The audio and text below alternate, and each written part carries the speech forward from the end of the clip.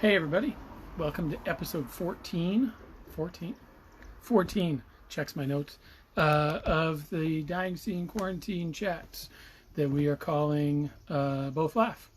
Hi, one viewer. How's everybody doing? Both of you? Yes, it's episode 14 of Both Laugh, the Dying Scene Quarantine Chats. We will be joined by Mike Henneberger tonight, who is the author of the brand new book, Rock Bottom at the Renaissance, An Emo Kid's Journey Falling Through, nope, that's not it, An Emo Kid's Journey Through Falling In and Out of Love in and with New York City is the name of the book. Mike will be, there he is, see? That's pretty easy. This connects. I know we had a little trouble with Will last week. We'll try again. Fingers crossed that this goes smoothly. Hey, that was easy. Yeah, look at that. How's it going? Can you see me? Can you hear me? I can see you and I can hear you. Can you hear me? Because I've got these things in now. I can. Yeah, Okay. you look a little pixely, but you sound fine. Oh, man. Oh, you know what? It's because I hear you. How about Yeah, now? Can you you hear me? still look Okay, pixely, cool. but where'd you go? Yeah, I can hear you. You look Okay, cool. pixely, but I can hear you. So, All right. I was just asking my wife to stay off the Wi-Fi for now, just in case it's on this side. oh yeah, All right. that's the joy of We free technology, right? we connected just fine and then worked it all out. Like I could do these all through Zoom or whatever, which is probably a more reliable platform, but I don't know. I know. I started doing IGTV, and that's just kind of the way I've been going because I don't Yeah, want to learn something else. sure. No, and I mean, like I messaged you earlier today. Like I work in video production professionally, like my job that my like livelihood depends on, and working with live broadcasts, Facebook, Instagram, whatever. I don't know, maybe there are pros, like real pros out there, but I've done it a lot and never felt comfortable because there's no like solid way to do it every time. It's dependent on, the network, and mostly that's the big like wild card is the network, how many people are using it and all. So yeah, I've never felt comfortable going into it and just being sure it was going to go the way it should. Well, it's punk rock, Yes, that's yes. that's what I figure. Which is If why this were my profession, I would take it more professionally, yeah, well, and but that's why it's not. I think I thrive in it is because like, I mean, I started booking shows when I was 16 years old. I started playing in bands and booking my bands when I was 14. So like, I kind of just know how to like do things with not knowing how they're going to go and just kind of pulling it off. So Yeah. yeah, We'll talk about the book because obviously that's kind of what we're doing. But let's start at the beginning, which sometimes is a boring place to start. But your story is an interesting one. You bounced around an awful lot, both but in the book and before and since. But you're from South Texas, which is about as polar opposite a place as northern New England, as where I'm from. So yeah, yeah. And New York City, really. so Yeah. what was the scene like in South Texas? You're from outside of Corpus Christi, correct? Yeah, yeah. So I grew up about 45 minutes south of Corpus Christi, about 2 hours north of Mexico. So like, and I'm 30, I'll be 38 in a couple months. So we're talking about late 90s, early 2000s is when I started going to ever.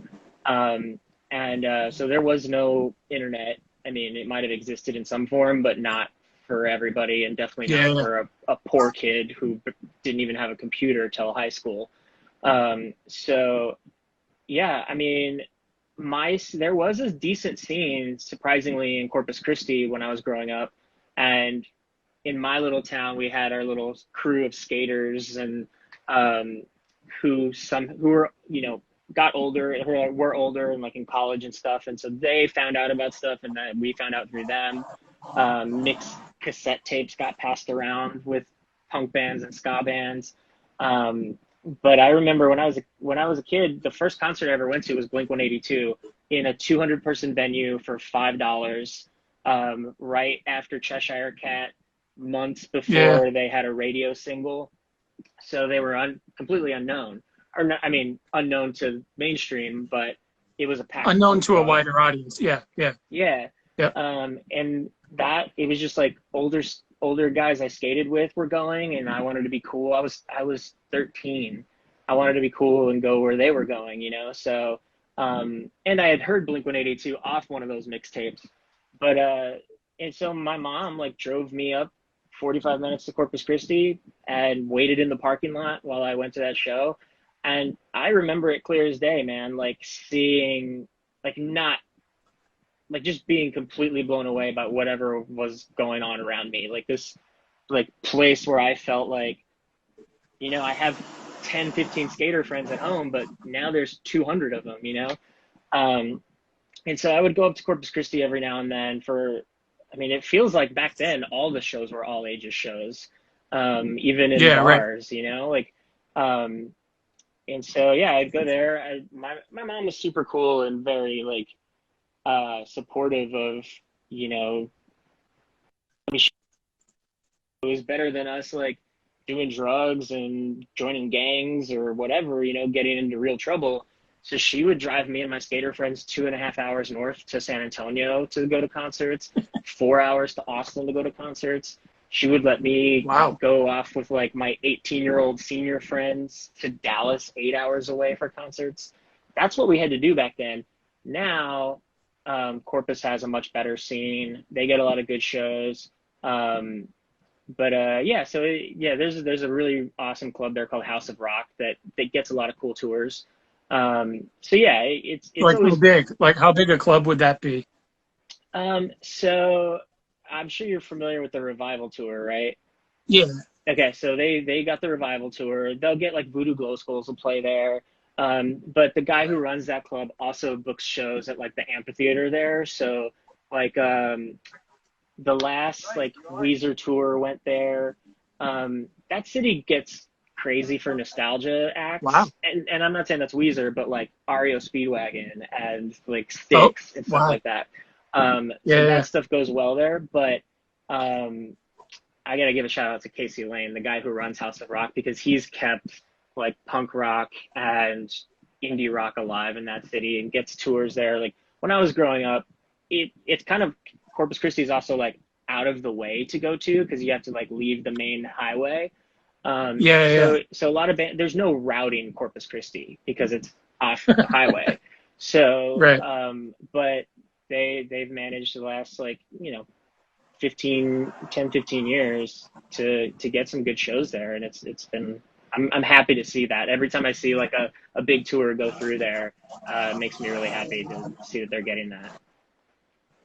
Like I think there's a thing that we don't quite have the ability to wrap our heads around in the Northeast of just how big Texas Oh is. yeah. And so when you say 8 hours to Dallas to go to shows, first off, there's probably what 100 cities that are between here and well, where I grew up in New Hampshire. 8 hours south would be like Northern Virginia, No, not DC. even. So No, they DC's 4 hours away. Oh, so sorry. From New Hampshire, yeah. from New Hampshire. From Yeah, New York, DC's 4 hours away. Yeah. yeah. So probably you figure 4 or 5 hours to New York City, and then another 4 hours or so to DC. Yeah. So that's half the Eastern Seaboard in between where I lived in DC. Mind you, I've never been to DC because it was too far away. Yeah. But when I was just the fact that you would have to drive 8 hours to go to a show is oh yeah, mind-boggling. and we did it all the time too because back then, um, San Antonio wasn't even really getting shows, and that was the closest city to us. Um, I remember, like, if we drove to Dallas for a show, it's because that was the only Texas city that tour went to.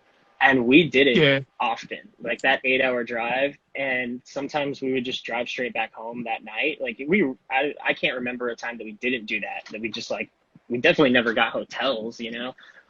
yeah, right.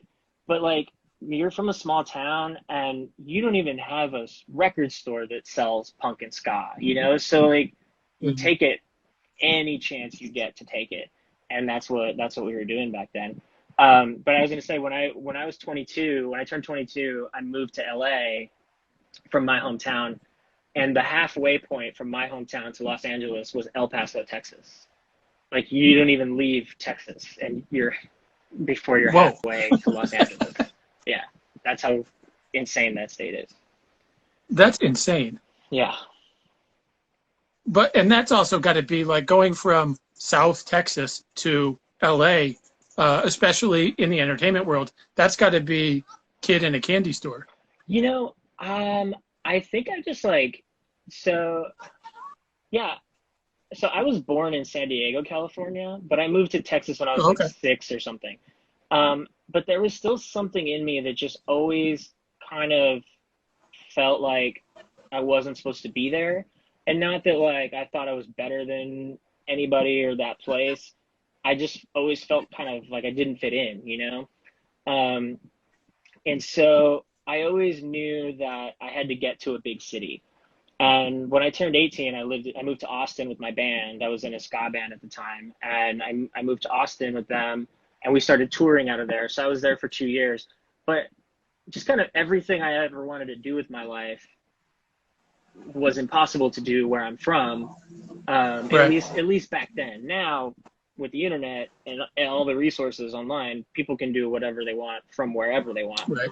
Um, but back then, um, you had to go somewhere where these opportunities existed, and so I just always knew that that's what I was going to want to do. I mean, I started playing in bands at 14, and when you're doing that and playing as much as we did and traveling to play as much as we did, even just around Texas, like you have to get out of your small town if you want to level up in that world, you Yeah. know? So that's just what it's always been for me. I've just like, I didn't have those opportunities where I was. So I kind of learned very young that it was going to take me leaving somewhere, to find those opportunities. You went. You were in Austin. Was like the first big move, right? Like you said when you were with your band. Were you? How extensively did you tour outside the Southeast? And did you book all So that stuff yourself? Because that's still yeah, like right about pre-internet, right? yeah. It was very early for sure. Um, I try to think back on this because this is literally 20 years ago from my first tour. Um, Right. and I did all the booking. And I can only imagine that like I would learn about like the cities bands played in and the way to route a tour by the cities by seeing like ads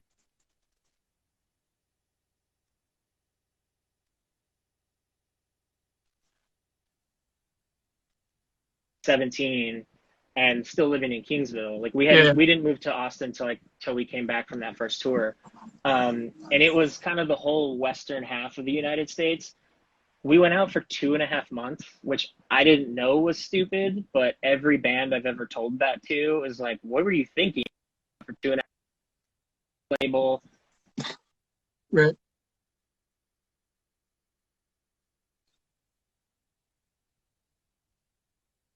Yeah.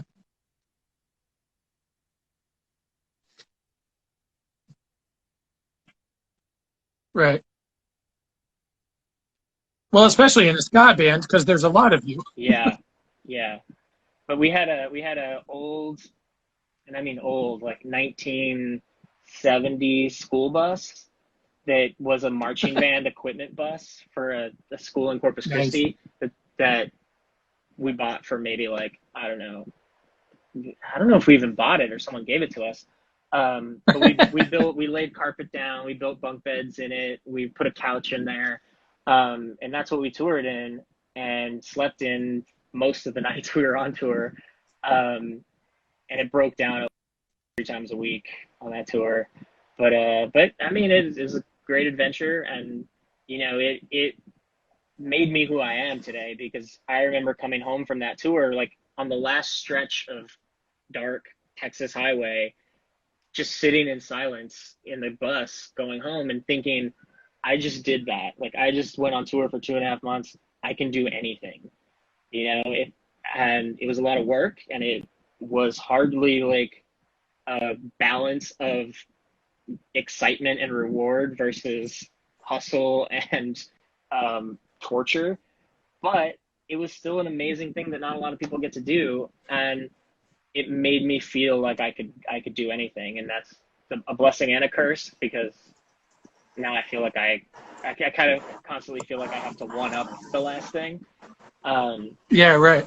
but yeah, so I mean, that was a cool experience, and so we got to like see half the country before moving to Austin.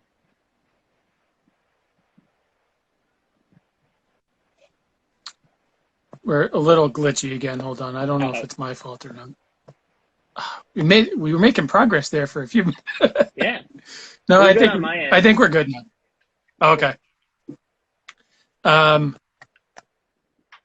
all right. So let's talk about the book. Okay. This book, I read it. I've gone through and looked at a couple of other reviews of it, which I don't do until after I read something or listen to something for the first time. And there's a lot of people who, like me, read it cover to cover the day that we got it. Um, Thanks. because it's so the first time I read it was, I don't know, the day it came in, and I read it start to finish that day, because there's a lot going on, and it's a really good and it's a really intense read. Um, this was mostly written a while ago, Yeah, correct? yeah, it's been a few years. So it's about a period of time in my life. It's a memoir, about the period of time in my life when I first moved to New York. Um, You're right which about 30 then, right? Give or I Yeah, I think was exactly 20. 30. So. Yeah, I mean, in the book, there's a story about like my 30th birthday. But Yeah, that period starts when I was like 20. So the period's from like 28 to probably 31. And I'm 37 now. Um, right. so it's about this period of time in my life when I first moved to New York, and I knew that to get the opportunities in my life that I wanted, I had to. I got a job at Comedy Central, and so I moved up here for that.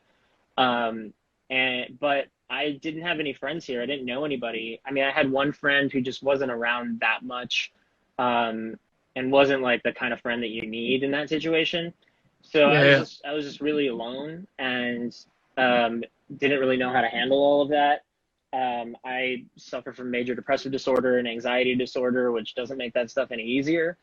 Um, and it's mainly about me looking for whatever makes you whole, you know? And in most cases in the book, it's thinking that like I have the job and opportunity that I dreamed of.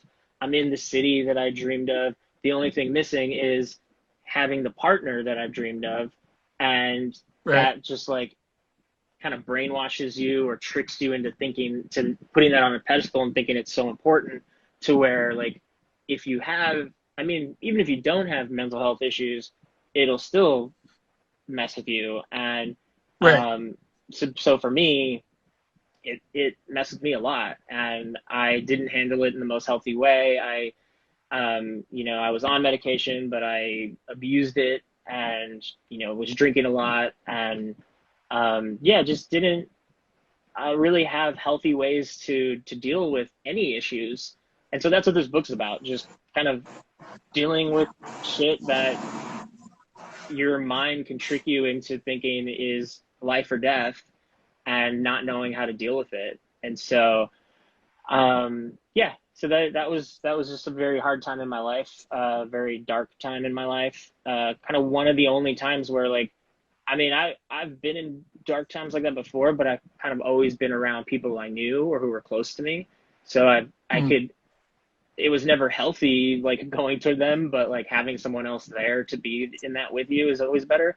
Well, not always, but so yeah, it was just a Right. different time in my life where things were just really bad, and yeah, I somehow managed to turn it into this book. But so you moved to New York City knowing that you suffer and have for a while. You're very open about Yeah, suffering from major depressive disorder and anxiety disorders. Moving to New York City in that sort of situation, in and of itself, has got to be triggering for all of those things. Like the city itself is overwhelming and can very easily sort of swallow you whole. Yeah. So what sort of factored into that decision? Like you talked about pedestals before, and we'll talk about that again later, but about putting the girl on the pedestal, but sort of New York City is on its own pedestal Yeah. Oh, at the totally. same time. So you've got sort of both of those things going on. Yeah, no, that's a big part of the book too, is about how, like, especially growing up in a small town, you romanticize these cities because everything in TV and movies, and I'm a huge pop culture nerd, so I live by that stuff. And music Right. too. And so yeah, I mean I romanticize this city, and for me, the city itself wasn't so much of a trigger because I believed in it being the good thing. Um, I believed in it being like such a reward for my work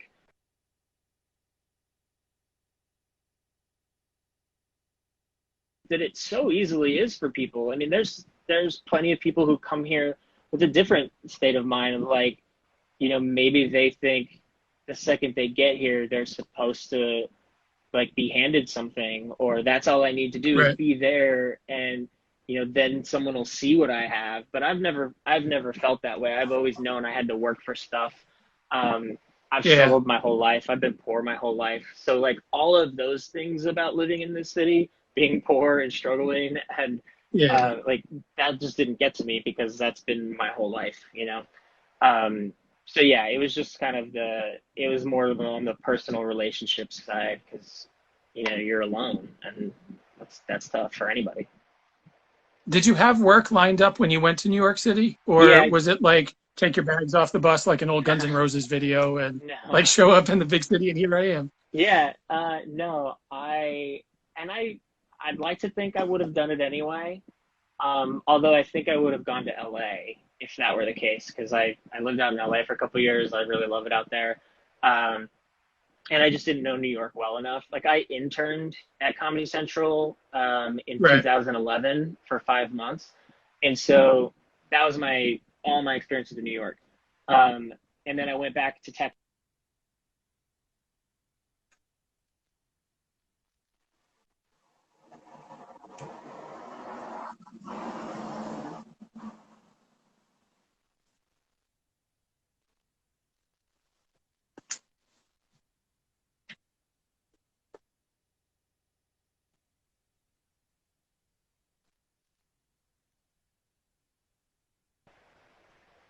Gotcha. Uh, we got a little slowed down again. Okay, Oh, I think you're I back. think we're caught up Uh, now. Yeah, yeah. yeah. I know because I never know if there's like if it's just the audio that's glitchy or just the video, but I think we seem to be back in sync now. Yes. Um, so there's sort of dueling narratives that go along in the book. Yes, to answer Zach Kelly's question, I think the audio got a little glitchy, but I Oh think yeah. we're good now. Hey Zach. There's sort of dueling narratives going on in the book. There's the narrative of like this weekend where you shut yourself in the Renaissance Hotel Yeah. in Times Square and write, and then there's the sort of longer term memoir piece. So there's kind of like the short term story of that weekend, and then the longer term story of that's part memoir, part the falling with a few different people apart, Yeah. and trying to make sense of all of that. It, was it written like how close to the finished product is what you wrote that weekend in the hotel? Does that make sense? Yeah. Yeah. Like So when did you know that this was what the book was going to be? yeah. So I mean,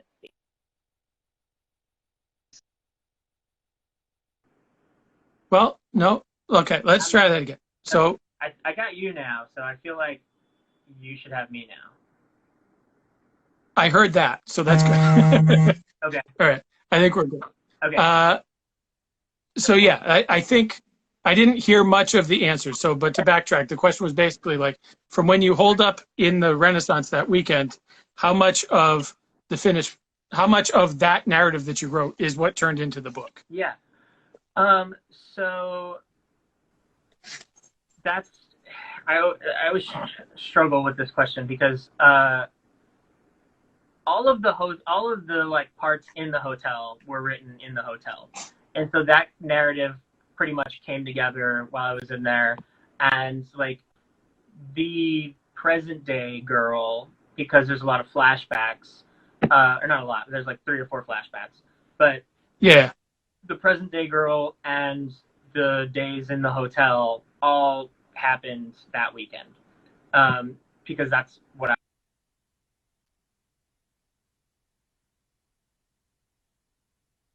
I got frozen again for a second there, but you got me now. Ooh. So I see you again. Yeah. The audio is a little spotty now. yeah, Let me I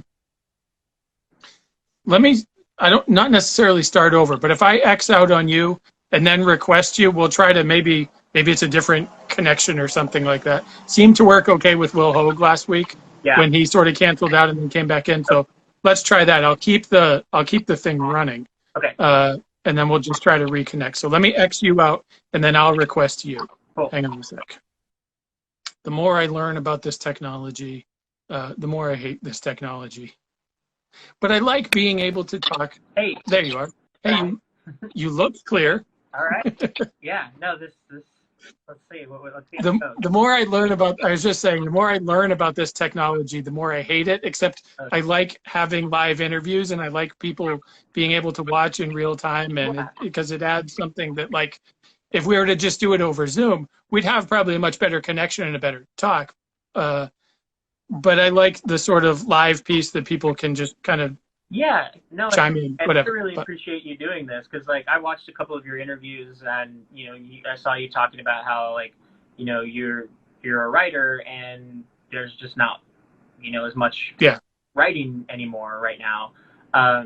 So, like, and our site crashed too. Like, and it's stuff that's way over my head because I'm not on the technical side of it. yeah, But yeah, our site crashed back around Veterans Day, and it's supposed to be better in 2 weeks, and that was what, 8 months ago.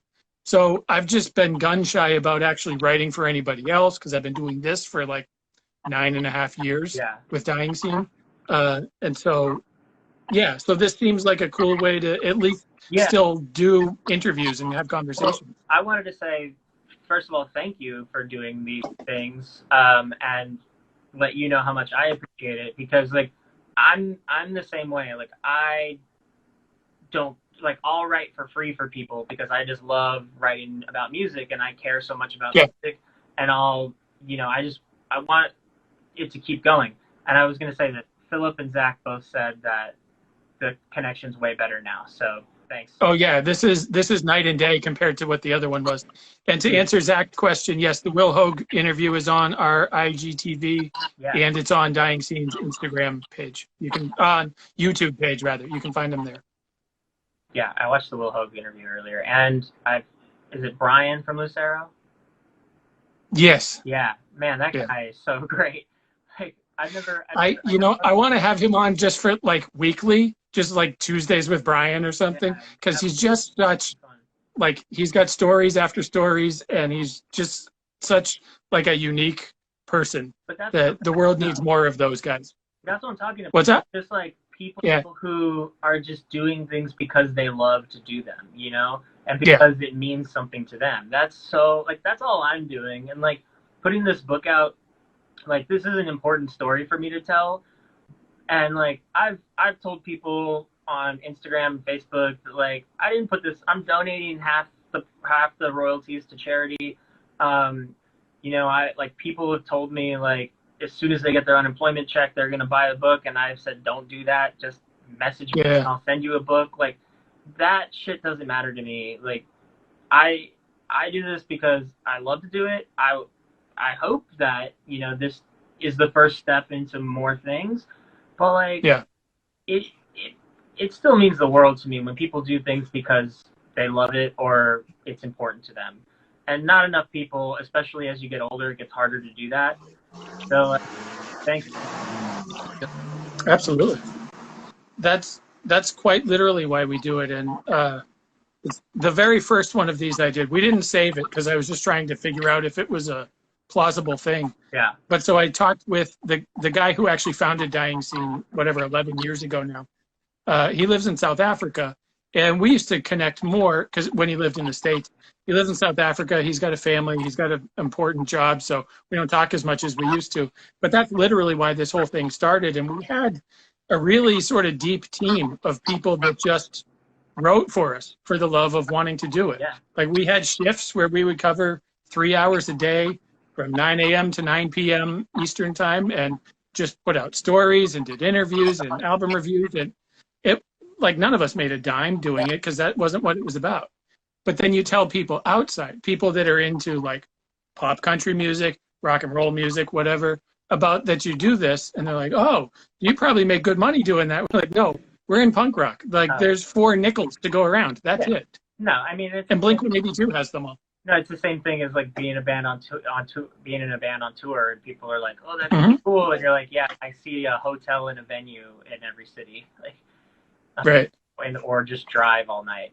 But right. I mean, that's how I started out. Like my brother and I started a zine, and I loved hearing that from Brian that he used to like travel and like write zines. Yep. And it made me think that like that's just not a thing that's going to happen anymore. Like kids aren't going to make zines. Like they don't have to. There's just the internet. And that makes me sad because like that's how I started out, me and my brother making zines, you know? But yeah, I mean, and then like that zine turned into an actual like alt weekly, or not alt weekly, but an alternative newspaper in Corpus Christi that my brother still runs. And like, neither of us got paid to write. We got paid to sell ads. Yeah. And from those ads, we made money, but we weren't getting paid to write, you know? But it gave us a place to write, so. Does he still do it in print in Corpus Christi? Yeah. So it's like, it's called The Vent, and it's been around for like 15 years now. And because there's not enough going on in Corpus Christi for a week, it's a monthly. Yeah. And so, but it's like the Village Voice of Corpus Christi. You know, when because it's a beach city, like tourists actually go there. It's the thing people can pick up in the local bar, or the local head shop, or whatever to find out what's going on in town. Wow. Started the zine in like 2002, and it's been the newsprint alt paper since like I want to say 2007. Wow. Yeah. That's really, really impressive. Yeah. I don't know if people understand like how much that's a dying thing. Yeah. Talk about a dying scene. That's print at all. No, I'm trying to think of if we even have an alt one in Boston anymore. Yeah. I don't think that we do. We've had a few over the years, but I can't think of one. Yeah, even the Village Voice here in New York stopped printing. Yeah. Yeah. But I mean, that's kind of the thing for... That's sad. But that's kind of the thing for small towns and small cities. You know, they can hang on to those things a little longer because there's just not, like... There's nobody running a hot Corpus Christi website, you know? Like... Fair enough, yeah. That stuff can last a little longer there. I was going to say, I think there is a print one back home in New Hampshire, a thing called the Hippo, and that's probably exactly why it's still able to actually exist in print fashion, because there's nothing else filling you in on what's going on in central New Hampshire. Well, that's the whole theory behind print not dying, like local newspapers not dying, is that like nobody else is covering the school board meetings, you know, or the city hall meetings in small towns except local newspapers. So that's the whole like theory behind those never disappearing. And I mean, it seems to be like, at least back home in my tiny little town, that newspaper still exists, you know? Yeah. Back to the book, now that especially we got a good connection. I'll hold it up again for people to see if anybody joined us after. It's called Rock Bottom at the Renaissance, and there's a much larger subtitle underneath it that I botched when I read it through the first time.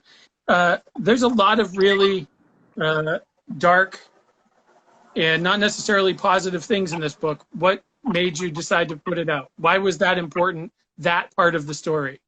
You know, it all really falls on me eventually getting healthier. And to a point where like I read this book now and it's almost fiction to me, because like Really? and like I can remember a time in like 2015, and I only know that because I can vividly picture the apartment I lived in when I was reading it. But I read it and I didn't feel like it was me anymore. Really? I felt like I'd come a very long way from that, and I have. Yeah. And only more so now.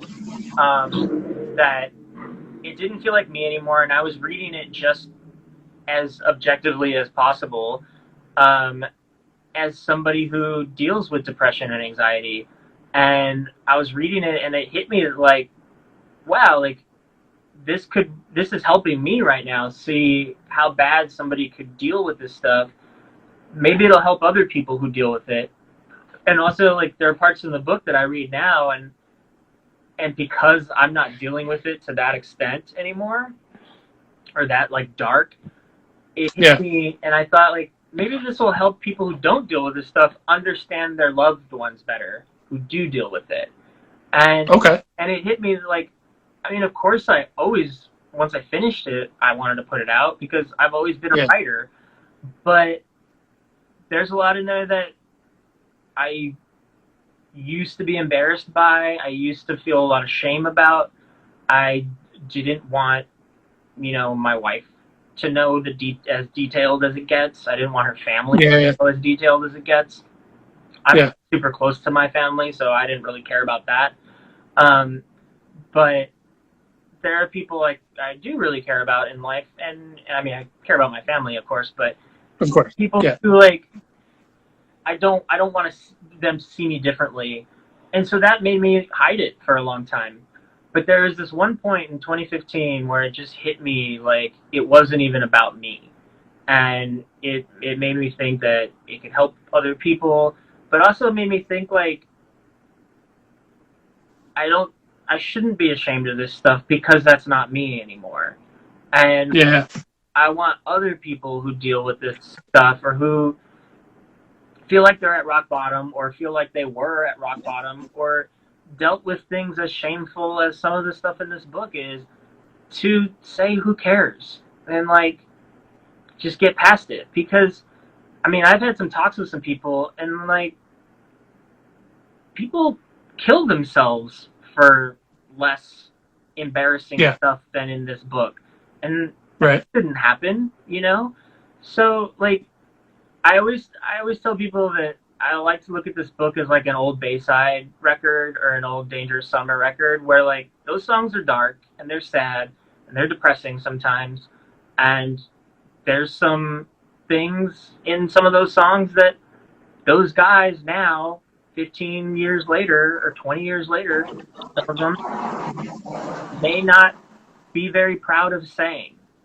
but they are changed people. And that's what all of us deserve. We all deserve a chance to get better and to change and to feel better.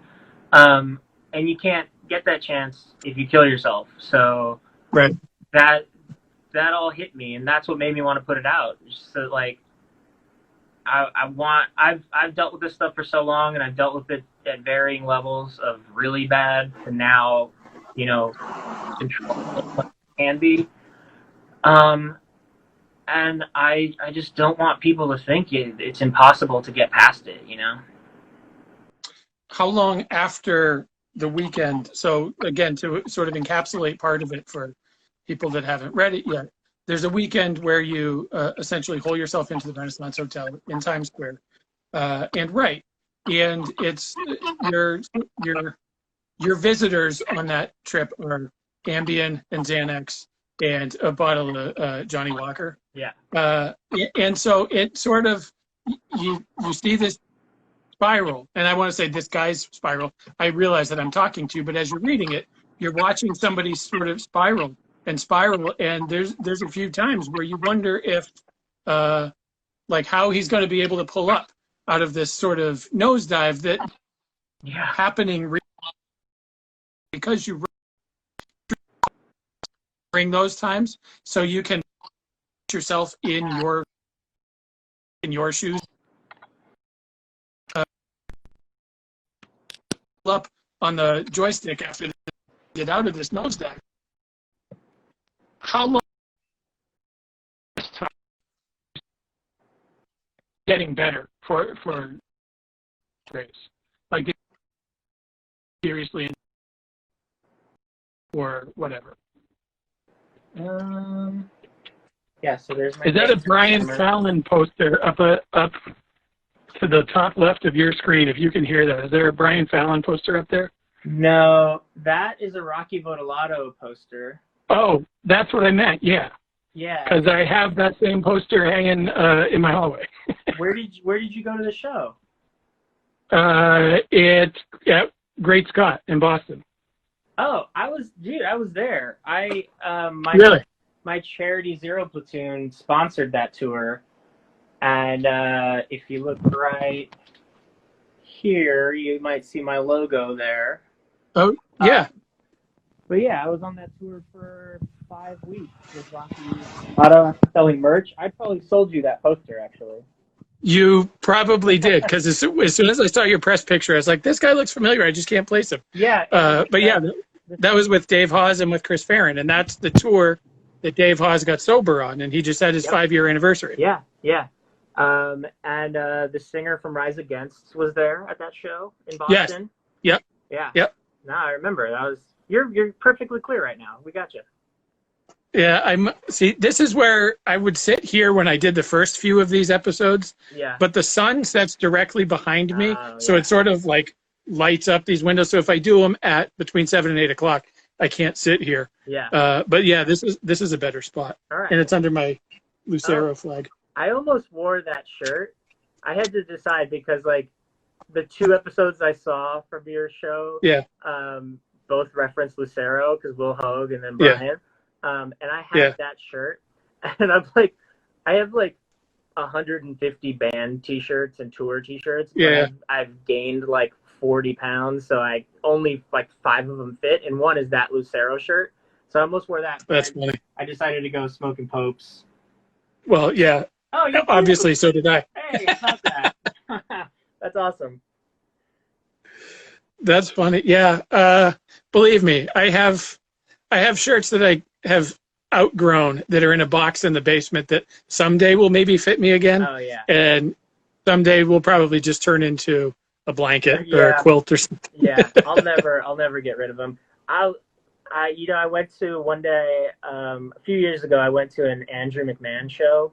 And I was at the merch table, and their merch guy was like really selling to people, and he was telling this lady like, look at this shirt. Like, you could give this shirt to your kids.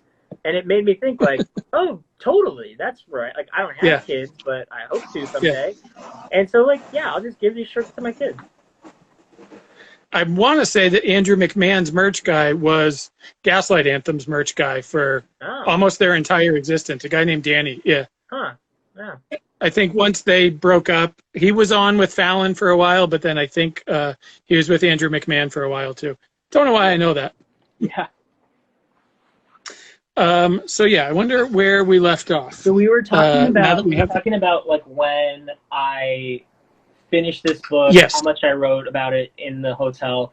So, the parts in the book that take place in the hotel were written in the hotel, and I did very little editing to those because I wanted people to know. I wanted people to actually like understand how I was feeling through all that. Yeah. I even left like some typos in because, like, I mean, I was under the influence of a lot of booze and pills when I wrote it, so it wasn't written super clearly, but I also needed it to make sense, so I cleaned it up a little bit. But, I left a lot of those chapters exactly the way that they were written. And like the main kind of thread through the book about the current girl, or like the present day girl, that was all written in the hotel. And then there's some like flashback stories of other instances when I felt that way. That some of them were written in the hotel, but some of them were like thrown in later because, I mean, it's a pretty short book, and I wanted it to feel like a, you know, the right length. And so I decided to add those in, because it fit the narrative, and that turned the book into this memoir of not just that weekend, but a memoir of that period of my life, you know? And so I think what I was asking when I got all glitchy there was, so the book is obviously called Rock Bottom at the Renaissance, but was that weekend a either literal or figurative rock bottom for you? Like how long after that did you start to get better, for lack of a better term? Yeah, you know, and I've like talked about this with some friends and stuff, because it's been pointed out to me that a lot of books that are like this normally have a happy ending, or normally like teach people how to deal with these things in the healthy ways, or point out how bad this is and here's the good way to do it. And my book doesn't really do that. Yeah. Oh, it's not a self-help book. Not at Don't all. like No. if you've not read it yet, it is not a self-help book. Yeah, but it is albums that have like helped me get through stuff. Those albums don't have silver linings either. You know, those songs don't have silver linings either. But the fact that the person got through that and stayed alive to write those songs, that's the silver lining. Like, we wouldn't have those songs if they gave up and let those situations defeat them. So that's the silver lining. And I couldn't go back and put a silver lining in my book, because they don't always happen right away. They don't always happen quickly. And I think it's important for people to know that. Like, I would hate for somebody going through what I went through to read this book and read a happy ending and a silver lining and feel like they're a failure because they didn't get to that. Like, I didn't get to that right away either. Like, I mean, I feel like I'm in a really good spot now in life, but things go up and down, man. And I don't want I would never lead anybody to think like, oh, look how shitty my life was, but it always gets better and there's a happy ending. It doesn't get better right away. And so, like, just keep going, because, and who knows, like, even if it doesn't get better, you know, in 2 years or 5 years, turn it into something. Like, being able to give something like this to people, just like, you know, Bayside or The Dangerous Summer have given me songs, like, that's important, and that's giving some purpose to your life. Like, even if 2 people read this book, or 1 person read this book and were like, hey man, thanks a lot for, you know, putting this story out there, because I've dealt with that, like, mission accomplished. You know, that gave some purpose to me going through this shit. So, like, I don't know, I just want people to not count themselves out, you know? You mentioned that in sort of reading it now, it almost feels like it happened to somebody else. Yeah. Or because of the better place that you're in. Did that impact your decision to alter any of the stories, or to even put it out? Like, now, if it feels less real to you in the moment, is there a trepidation about putting it out in that regard, or did you, like, does that make sense? Yeah. There are some things, I mean, there was no doubt in releasing it. There are some things that, like, I took out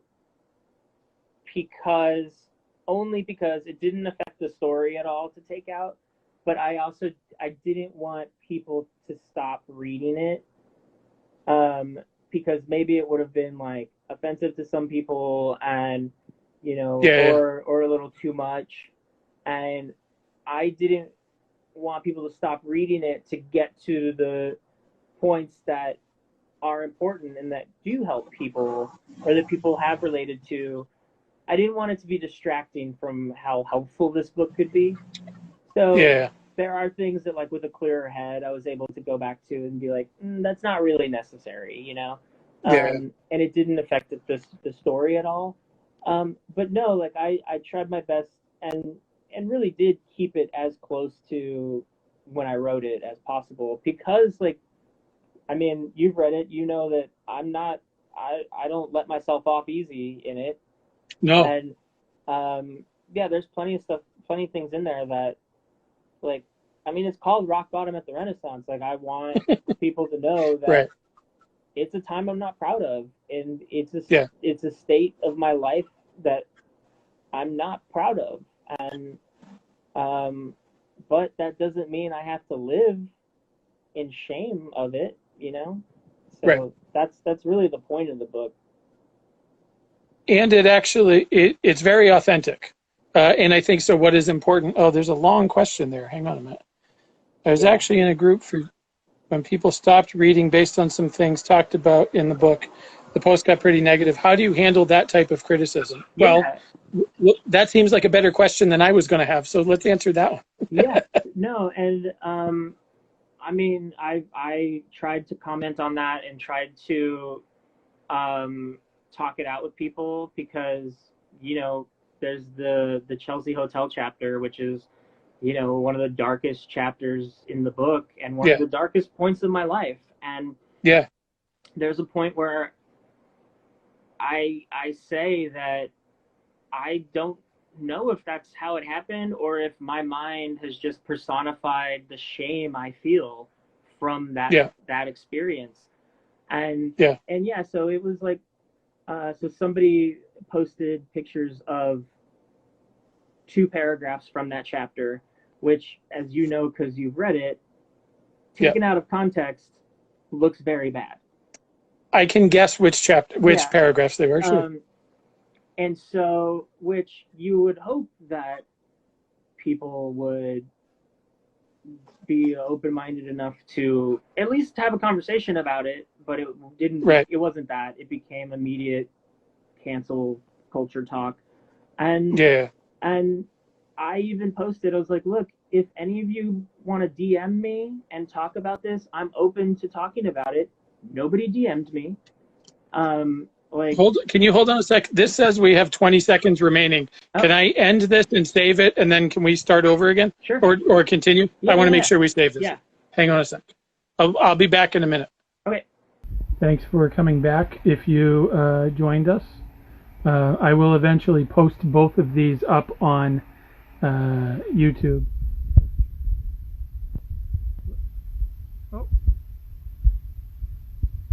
I was just going to invite Mike, and then he caught me. Let's see if this works. All right. There we go. The first one saved correctly, so. What a cliffhanger, huh? I know, right? That's what, if you saw the Will Hogue thing, there's a cliffhanger in there too, because his screen totally shut off because his kids were playing Minecraft or something downstairs. And so he just started telling a story about Mike Ness, and then it stopped completely. Yeah, that's a good one. So even people in the comments were like, what the hell? That was a cliffhanger. So, but anyway, we're part 2 of episode 14. We'll start now and we'll go to whenever. But yeah, you were talking about there's the Chelsea Hotel chapter, which is cringeworthy, but I mean that in a good way, because as you said, it's not a particularly happy or proud time of your life, but it's still a thing that happened and led to this weekend at the Renaissance that sort of is the core of the book. Yeah, and I mean, I was actually messaging Jenny, who asked this question while we were cut off for a minute there, because I wanted to say, you know, thank you for asking the question, and she sent a comment that said she didn't agree with the criticism, and that's fine. But also, like, I mean, thanks for saying that. But it doesn't matter to me. Like, people who did agree with criticism had not read the book, had not seen anything but those chapters posted. There were a few people in the comments. So basically, well, you just got super quiet. I don't know. Which is weird. That's better. So the girl who posted the photos of the two paragraphs, one of those paragraphs is when I say that I had never dated a black woman in my Right. life, in my like younger life or whatever. Right. I grew up in a town with a very small African American community, and I dated white girls and Hispanic girls, and I'm half Mexican and I'm half white, and there's even a point in the book where I say like I realize that like my girlfriends that I've had in my life, which is like your audio is super quiet again.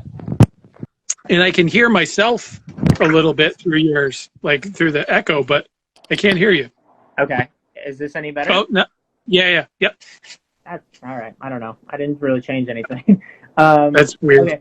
So there's even a point where like I realized that like the 3 or 4 girlfriends I've had in my life were white girls. Yeah. And the sentence after that is, "Oh wow, I just realized that." Like, yeah, I know it's a thing, right? But like it. So anyway, like this girl accused me of being racist because of that, and I didn't start a fight or get defensive or anything because like there's a very important conversation happening right now, and I am very much in support of that conversation happening. Yeah, and like a lot of people are realizing now that there are things that in our past that and I'm not even gonna say that that's racist. I didn't choose to date that way because I felt differently about anybody. It was just what happened. But I'm still gonna like be perfectly fine having that conversation with someone who wants to have it civilly, and it just wasn't that. And so like it was I don't know, it was scary to me because like she put my social media handles out there and like told people to come after me. Nobody did, but and one of the admins took that post down and messaged me to let me know that like why he did. Like I didn't ask for that. I just eventually left it when I knew that nobody was going to have a civil conversation about it. I left it. But he messaged me and he said, "Hey man, like that was just bullying. They were just bullying you. Nobody was trying to have a conversation, so I took it down." Like, I mean, that's fine. It's his group, so and that's, I mean, whatever. I'll put up with whatever comes at me for this book because to me it's more important that so many more people have messaged me about how this book is helping them and how it's making them feel more comfortable with what they've dealt with. If 20 people want to tear me apart, if 100 people want to tear me apart, I don't care, man. I've been around too many people who cut themselves or tried to kill themselves. I don't care. You can come at me. I'm going to put this book out because things like this book have saved me, and I want people who deal with this stuff to have just one more person saying you're not alone. So there's going to be. It's interesting that somebody would come at you as though that part was racist. That's not how I read it. I read it as uncomfortable for sure. Very. But it sounded like you were maybe doing the math in your head because, frankly, in the last few months especially, there's a lot of us who've been in positions of privilege where we've been doing some of that math in our head ourselves, right? About looking back on our histories and where we've been and what we've done.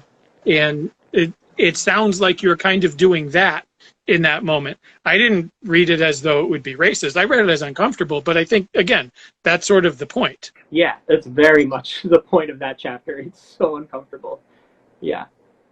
It's the Chelsea Hotel. I mean, it's, as you say, it's not the Renaissance. And isn't it? Yeah, and like, I mean, I don't want to, like, how great of a Chelsea Hotel story is it?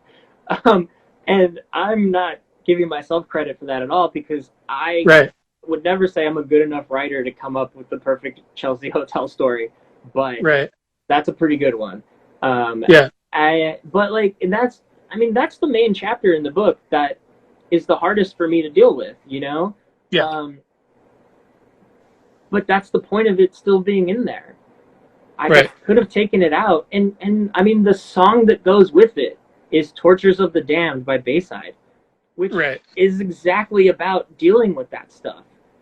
And so, like, I don't know. I think more people get it than the people who don't get it, and that's great. And but also, like, I totally get people who are going to be offended by certain things in here. Look, I played in a Christian ska band for 5 years, and had people offended by that. Had youth pastors shut us down because we used distortion in our guitars, or because we or judged us because we had tattoos. Like, it doesn't matter. You could be serving Jesus Christ and still offend people. Like, what am I going to do? I'm trying to help people just like I was trying to help people back then. And people are going to get offended. So, but I'm open to hearing that. I'm not going to tell people you're an idiot because you don't get it. Like, whatever. Like, I'm open to having the conversation. I just wish more people were open to having a conversation rather than just jumping to conclusions and forming a judgment, you know? Yeah. I'm glad. It's nice to see people chiming in the little chat feature thing here. Thanks, Zach. Hold on, I was trying to. Yeah, that I felt less alone after I finished it. That's a cool comment, and that it's similar to what other people have gone through and come out on the other side. Is that sort of feedback kind of why you do it? I mean, it's not at all why I do it, but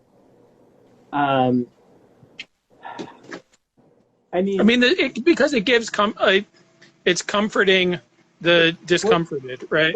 So getting the feedback is not why I do it, but of course hope that that's what people get out of this, because that's the only value to get out of this, you know? And I mean, none of us really do, like, I feel like most things we do are to get value out of them in some sense or another. Otherwise, we're just wasting our time.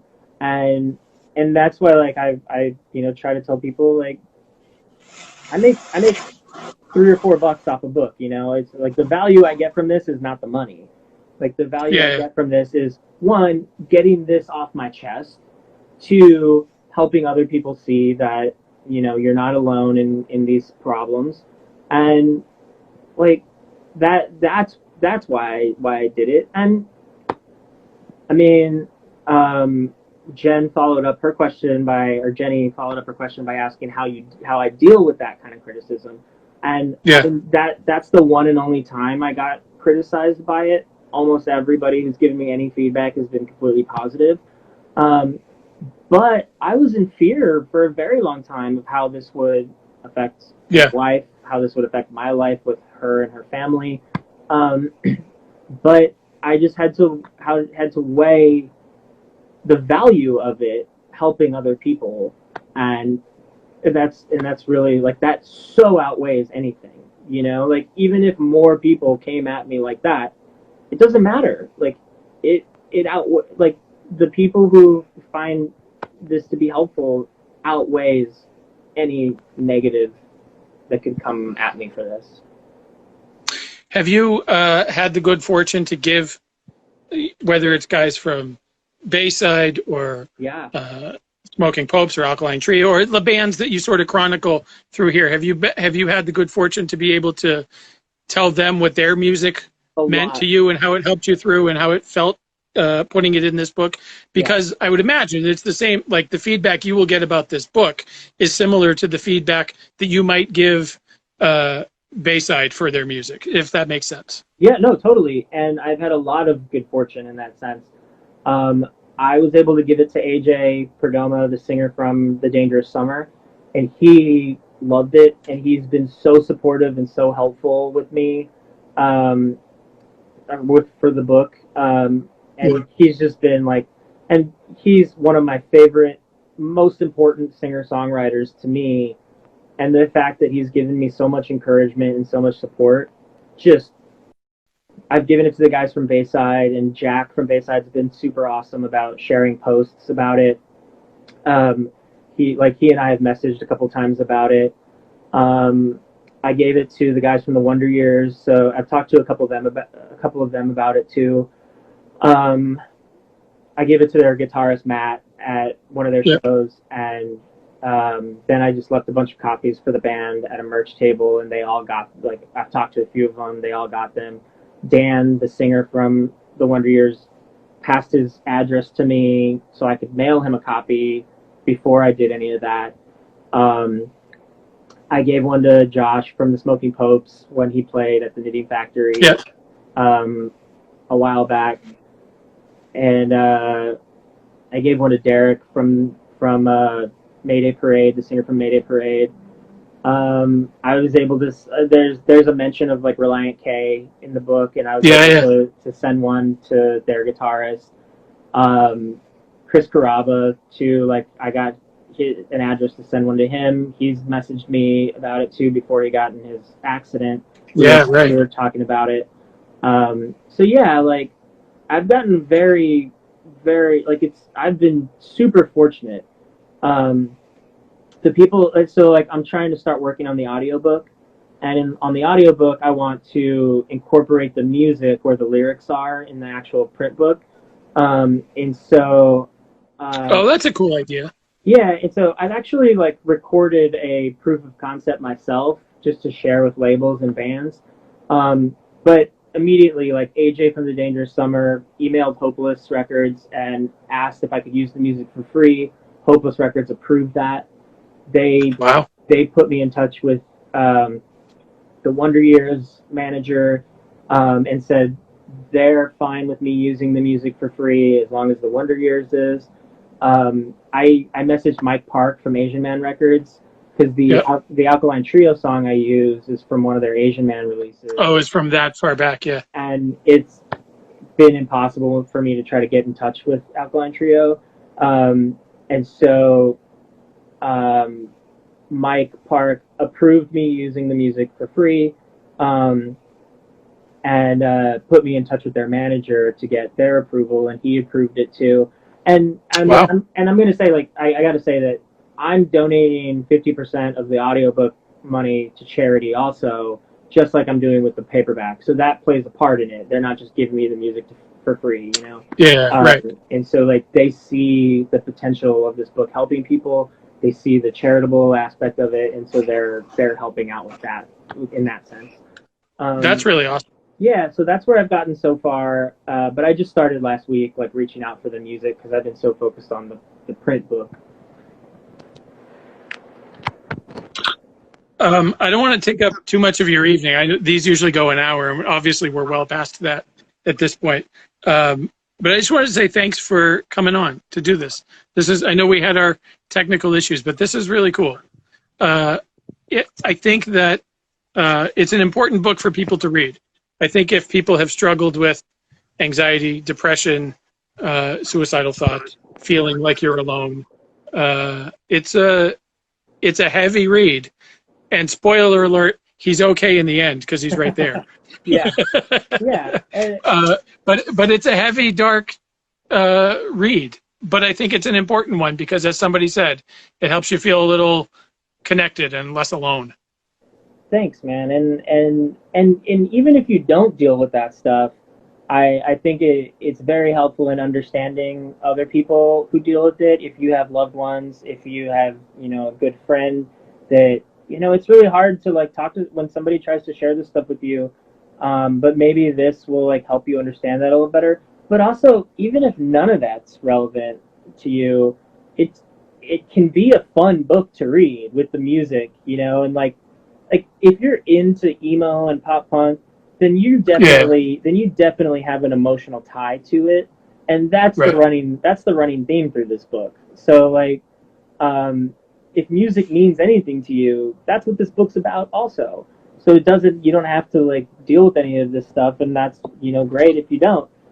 But it's also just a book about how music helps you get through shit, And so yeah, and especially because I have never been, for whatever reason, I sort of missed a lot of the that phase of the emo spectrum. sure, yeah. Just kind of, I don't know if it was an age thing. I don't know if it was where I was in life, but I kind of missed that whole phase of it. So it isn't necessarily music that I am connected to. Obviously, Alkaline Trio and Smoking Popes, but I've never been. I just never stumbled upon the Wonder Years. I never stumbled upon Dangerous Summer. I never stumbled upon Mayday Parade. So really, like anything from My Chemical Romance onward was just never my wheelhouse. So it's actually been fun to kind of go back and listen to some of that stuff that I had just kind of been meaning to listen to. And when you mean to listen to something for 10 years, you're probably not going to listen to it 10 years down the road. Yeah. But it's been cool. Like I have those connections with other bands, just not with this, that part of the genre, you know? So it's cool to sort of go back and check those things out through the Spotify playlist that, for those that don't know, there's a QR code in the book.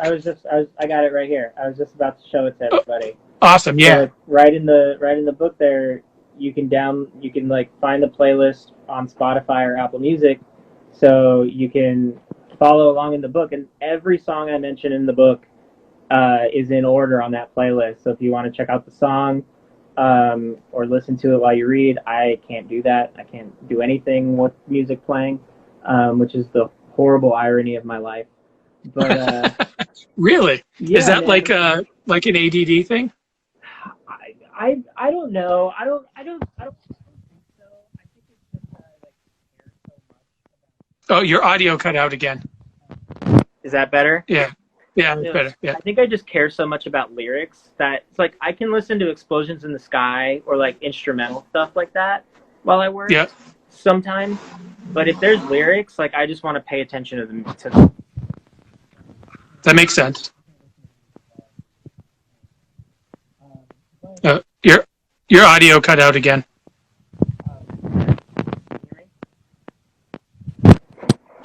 How about now? Is that better? That's better. Yeah. Okay. My phone's dying, so I've been charging it too. Oh, sorry about that. But I saw a comment that said Benton Falls for life. Do you know Benton Falls, the band?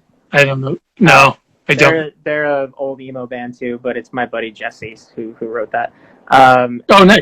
Philip, A Lesson in Romantics by Mayday Parade is required listening. I'll agree with that. Jenny said thanks for doing this interview, and I wanted to thank her for that question earlier. So yeah, that was a really good question. Thank you, Jenny. And let's see who else we got here. Mallory's reading it. She messaged me earlier too. She's thinks it's amazing so far. Thank you so much.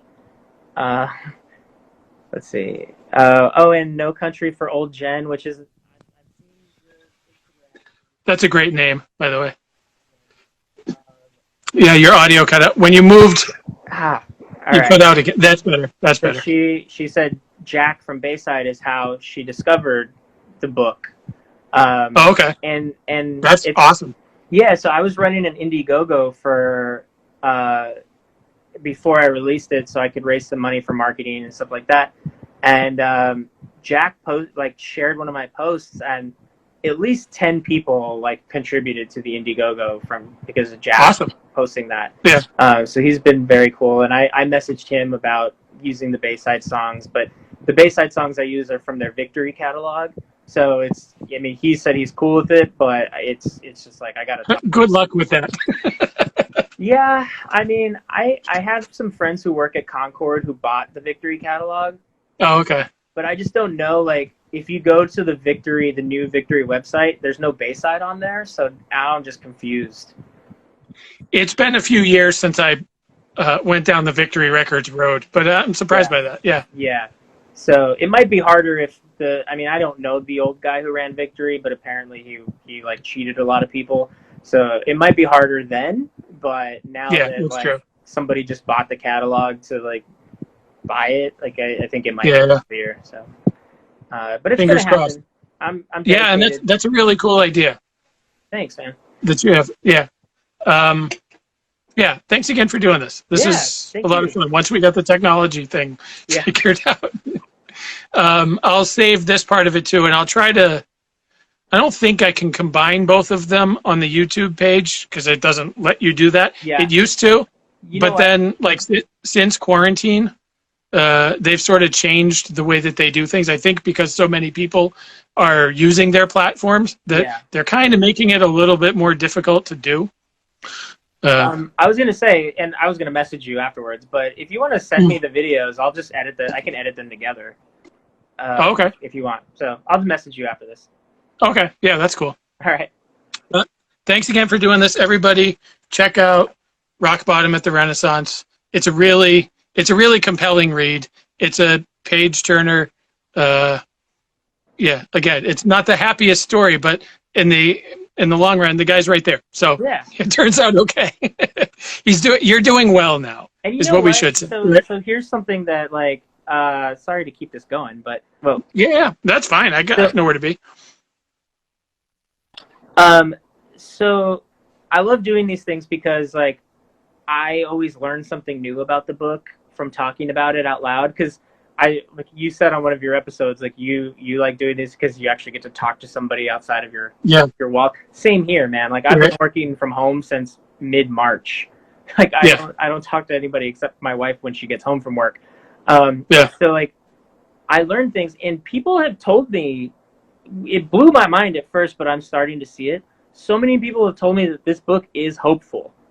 And I never would have said that, but I get it that like the guy in the book, me, continues to like hope this idea of love is real. And nothing in the book is as bad as it gets him. Nothing stops him from hoping that. So there is, I guess I've come to learn there is some hope in it. I never thought that, but apparently there is.